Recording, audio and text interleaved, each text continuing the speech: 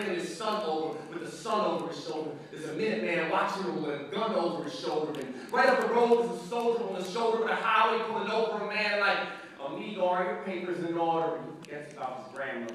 80 years before the War of the Worlds, there was 4 little girls on a boat coming from Europe and born a new world. They were innocent immigrants whose only intention was to make a living in the tenements. And then it was the Irish came along, and the Germans looked down and said they couldn't be there. That's where the Italians come. Now the Irish all of a sudden don't feel like such embarrassments. They started to point the finger like Italians ain't Americans, and there again we see another change when the Jews arrived. Now it's the Italians that would have them all crucified. And the worst trickery is when they join together saying, who say you belong here? We can point the finger at the black folk. Crack jokes, leave them living flat broke, and when they try to change it, just tell them they don't have votes. Fast forward, we're on the eve of an apocalypse. 4 billion hominids told they do not exist. Why you call them aliens? They ain't calling rocket ships. Shoot up the hostages. Desert like hospices when people go to die. It's no surprise to see swastikas glowing in their eyes again. Third right kind of shit. Minutemen, army men, playing cops and robbers with a whole race of people that are living right beside us.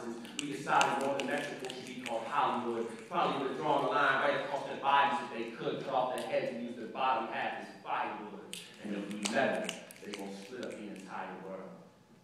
Separate our houses, imaginary border. Separate our neighborhood, imaginary border. Split up our nation's cup, imaginary border. How they twist and contort, imaginary border.